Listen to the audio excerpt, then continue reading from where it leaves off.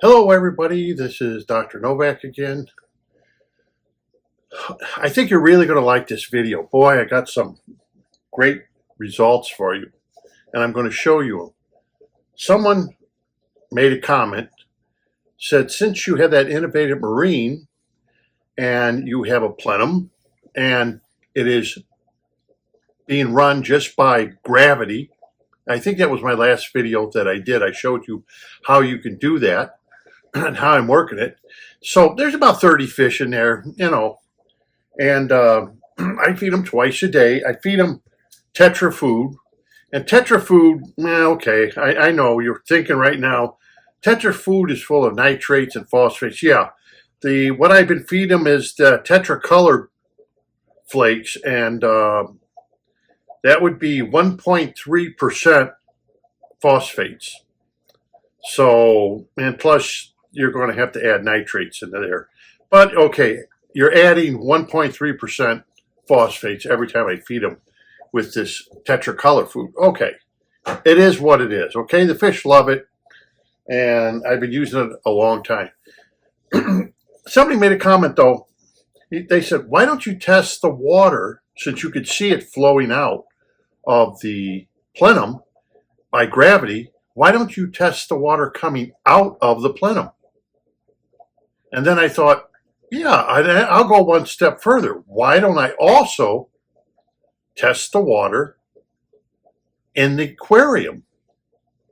So now we'll test the water coming from the plenum and test the water coming from directly from the aquarium. So first thing I did is get my syringe and took the water directly from the water pouring right out of the plenum. Okay, it's easy to do because it's high up and you can just suck it right from the plenum. So nitrates, it says LO.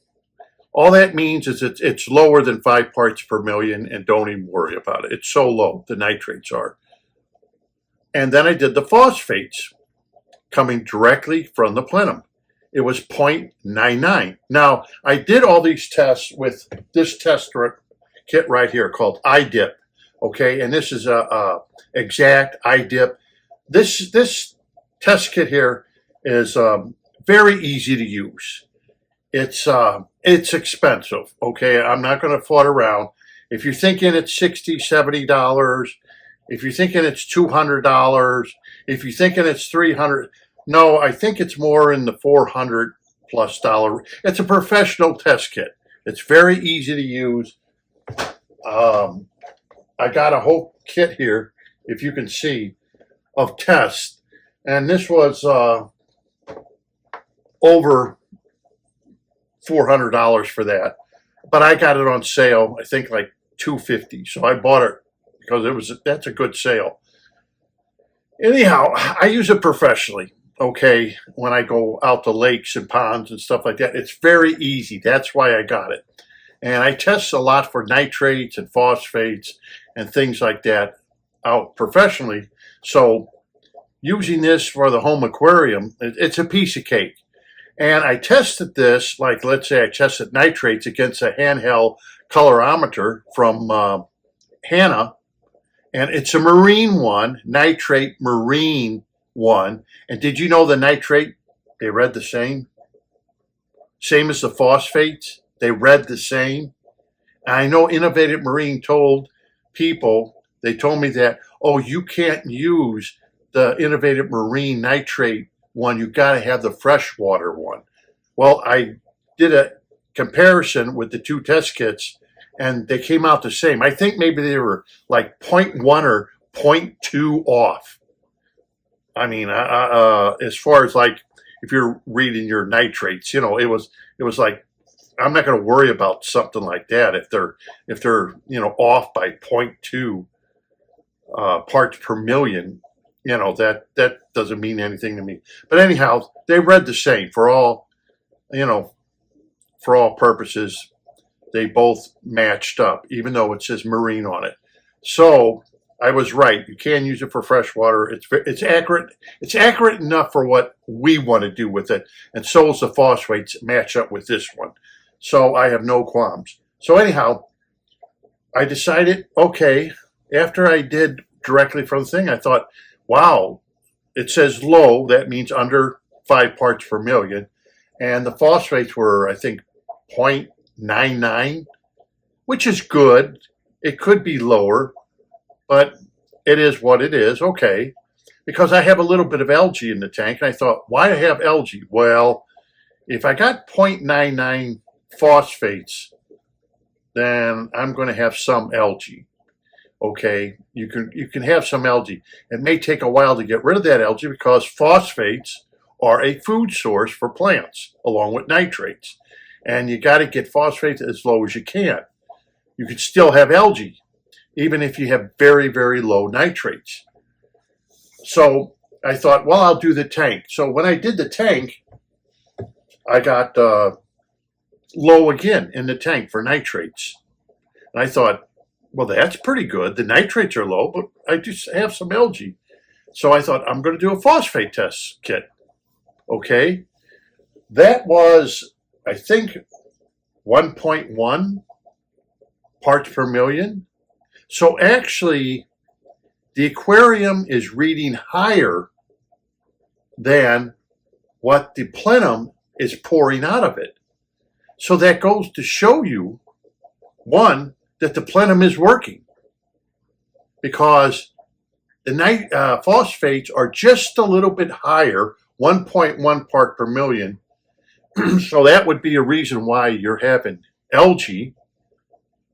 But the plenum is only 0.99 parts per million, which is very close to 1 part per million. But we can see that the plenum is doing one thing and the tank is doing another thing.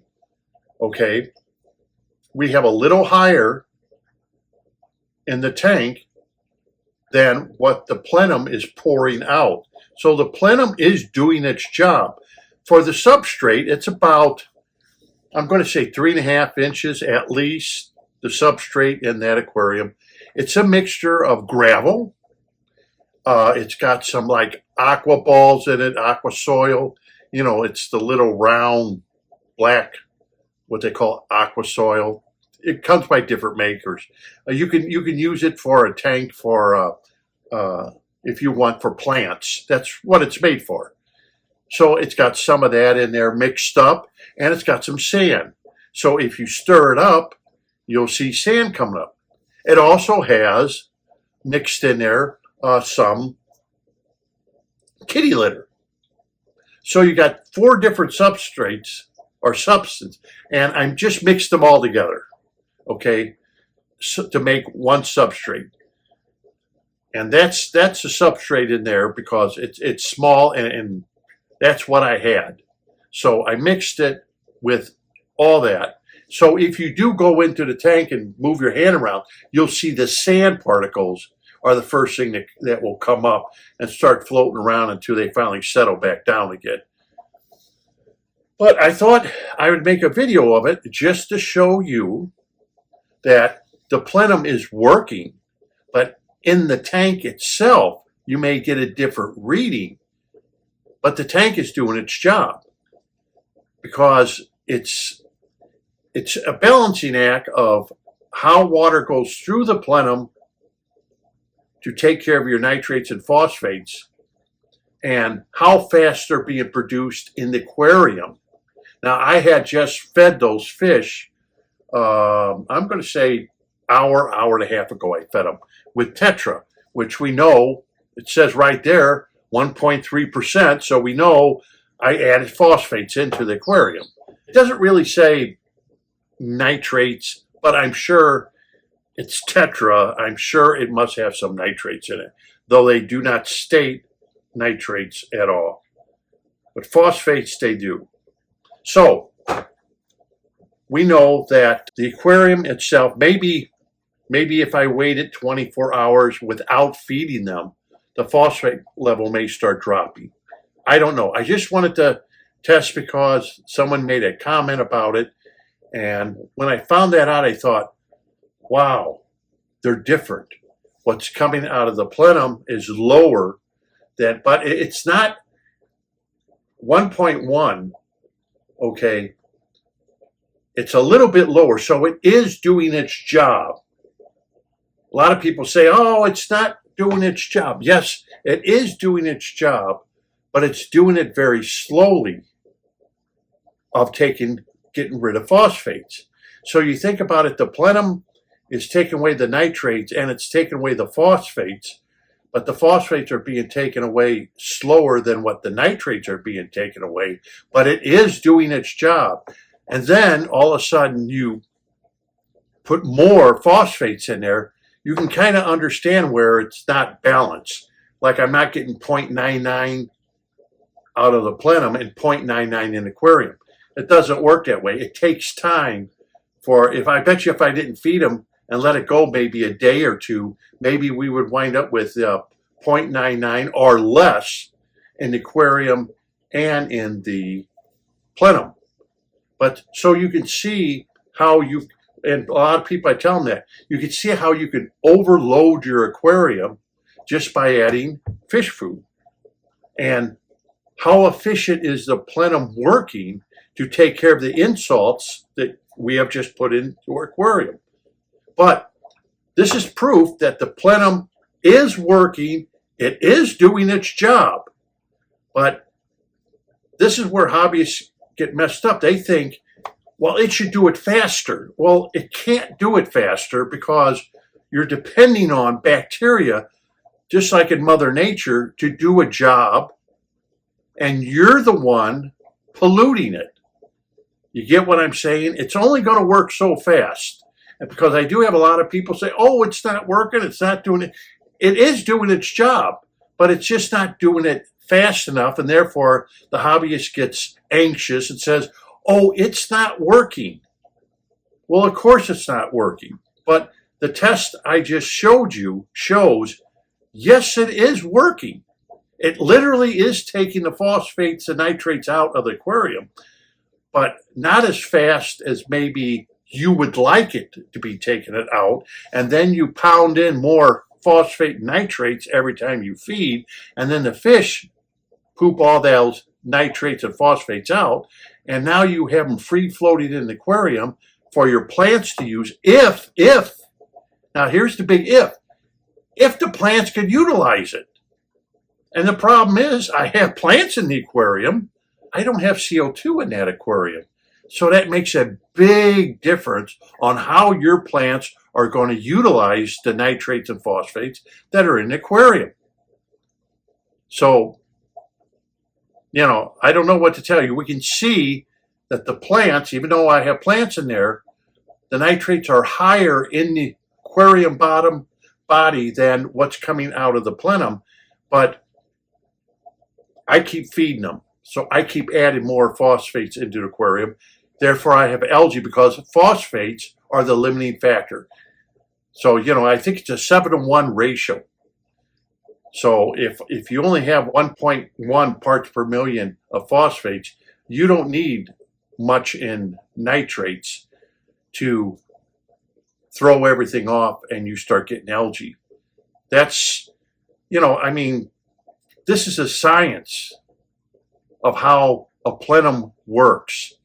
And in that tank, I'm not using a BCB basket. And in that tank, I have the motor inside the weir, because it has a weir, and I have a sponge on there. So you know that sponge now is sucking in the water and blowing it back into the tank.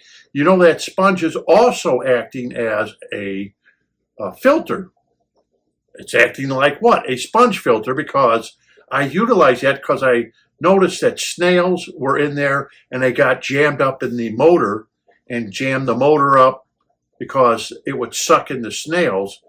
And so I had to do that by putting like a sponge filter on it so it keeps the snails out. Now it does the job. And then about every 2 or 3 months, I pull that motor out with that sponge filter and I wring it out. It is not there for biological purposes. It's just there basically to keep snails from clogging up the pump like they do. So But we also understand that when that runs, it will start being a biological filter. And what does a biological filter do? If it runs very quickly, that pump pumps, I think it was like 300 gallons an hour, 375 gallons an hour. So it's pumping a lot of water. So we know it's not a plenum. We know it's not going to be an anoxic filter. It is going to be an aerobic filter, just like your sponge filters that you put in your aquarium. And not only is it going to be an aerobic filter, but what's it going to do, right? What is the nitrogen cycle? Well, we take ammonia and we break it down into nitrites, right? And then we break it down into nitrates, and that's the end byproduct. If it's running fast, which that sponge is running fast, like people do in all their aquariums, they get a sponge filter and they put a bubbler on it, then they run it fast. So you're producing nitrates and phosphates from that filter. So not only does the plenum have to take care of what's in the tank, but it also has to take care of what that sponge is doing when it gets loaded full of bacteria and is not completing the nitrogen cycle. When you have something that does not complete the nitrogen cycle, meaning it doesn't break nitrates down and phosphates down, that is completing the nitrogen cycle, which takes anoxic conditions, which is slower water movement through the substrate. So I just proved that the water coming directly from the plenum is doing its job, but it still has to handle the aquarium and it still has to handle that sponge filter that is creating more nitrates and phosphates. So a quick video, I let you know I did the test. Look at the test in the video. It shows you, yes, the plenum is working, but I can see where people come up and say, it doesn't work. Or I can see where people come up and say, I still have algae. I have algae too. But at 1.1 part per million of phosphates, you're going to have algae. And you're thinking, boy, that's low. It's not low for phosphates. You got to have 0.05, 0.04 parts per million. You got to go that low with phosphates, real low, so you don't wind up with algae. But unfortunately, this is the culprit of any food, and your fish are going to cause problems. And it's hard to get that balance because the more you feed, the higher the phosphates and nitrates are going to be you're putting in there. And how well can the plenum keep up with your fish load? So until next time, this is Dr. Novak. Thank you for watching. Really, I do appreciate it when you do watch. A lot of good people making a lot of good comments. You always get the bad trolls out there going to make a comment. You know, this guy doesn't know what he's talking about. You always get that. You know, it's part of the YouTube thing. I've been doing this since 2014, and you know, that's how people are. But we see it does work, and I appreciate you for tuning in. Please subscribe. I try to get a video out every week. I try. Sometimes it goes a little longer than a week. I try to get something interesting to you. And I want to thank the person that made that comment that, why don't you test the water coming directly out of that plenum? I thought, damn, what a good idea. I never thought of that. So thank you very much, whoever made the comment. We all learned something from each other. So until next time, happy fish keeping, and thank you for watching.